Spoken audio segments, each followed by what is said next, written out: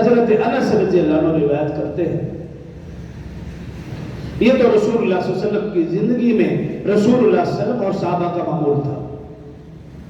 رسول اللہ صلی اللہ علیہ وسلم کے بعد صحابہ کرام کا معمول کیا تھا؟ حضرت انس رضی اللہ عنہ راوی ہیں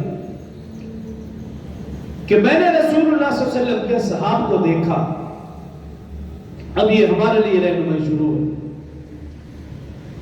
فرماتے ہیں میں نے رسول اللہ صلی اللہ علیہ وسلم کے اصحاب کو دیکھا کہ جب رجب کا مہینہ شروع ہوتا تو وہ تلاوت قرآن میں منہمک ہو جاتے ہیں، لیکن جب شعبان کا مہینہ شروع ہوتا تو تلاوت قرآن کے ساتھ ساتھ روزوں کی بھی مشق شروع فرما دیتے ہیں۔ تلاوت قرآن اور روزے یہ تو ہے حقوق اللہ، اور اس کے ساتھ کیا فرماتے ہیں حضرت انس رضی اللہ عنہ کہ اصحاب رسول کا معمول کیا تھا کہ شعبان میں تلاوت قرآن اور روزوں کی مشق کے ساتھ ساتھ یعنی حقوق اللہ کے ساتھ ساتھ حقوق العباد کی ادائیگی کا اہتمام کو شعبان میں فرماتے ہیں، اور اس میں سب سے پہلا کام کیا کہ اگر کسی کے ذمہ زکوٰۃ ہوتی تو وہ شعبان میں ادا فرماتے، صدقہ و خیرات کا اہتمام شعبان میں فرماتے۔ یہ صحابہ کرام کا معمول تھا، اور حکام قیدیوں کو طلب کرتے، اگر سزا بنتی تو سزا دیتے وگرنہ انہیں باعزت بری کر دیا جاتا، اور تاجر حضرات، بیوپاری حضرات اپنے لین دین معاملات سارے کے سارے اپنے نمٹا لیتے۔ یہ سارا معمول صحابہ کرام کا تھا، اور صرف اس لیے تھا کہ رمضان کا شان شان استقبال اور احترام ہو سکے۔ یہ صحابہ کرام کا معمول تھا، کیونکہ جب ہم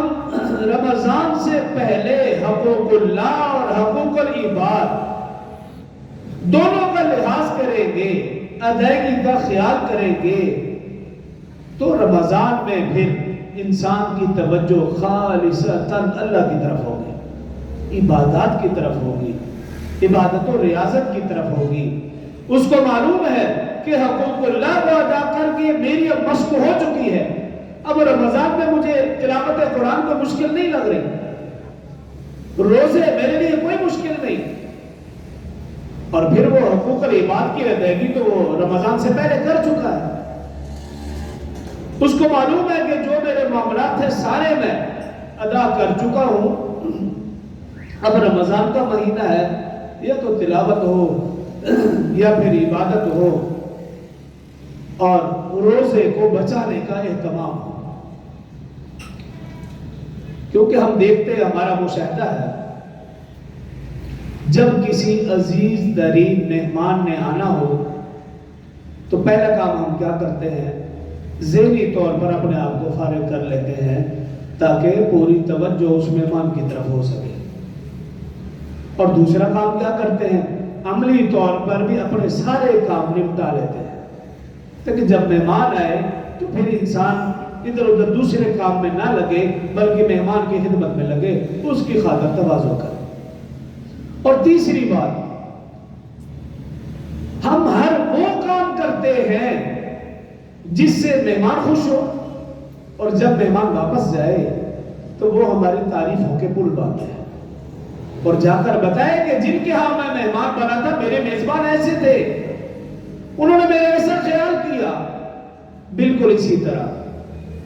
رمضان کا مہینہ جو آنے والا ہے یہ مہمان مہینہ ہے، رمضان سے پہلے اپنے آپ کو ذہنی طور پر فری کر لیں اور تیار کر لیں۔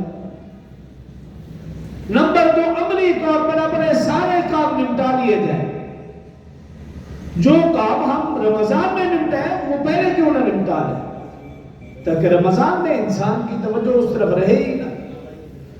اور تیسری بات یہ کہ جو مہمان مہینہ آنے والا ہے ہم اپنے آپ کو اس طریقے سے تیار کر لیں اس مہمان مہینے کی ایسی خدمت کرے، ایسی خاطر تواضع کرے کہ جب یہ اللہ کے پاس جائے تو پھر میری اور آپ کی تعریفوں کے پل باندھے اور اللہ کے سامنے ہمارا سفارشی بن جائے۔ اور یہ تبھی ممکن ہے کہ جب ہم رمضان سے پہلے اس کی تیاری کر سکیں گے۔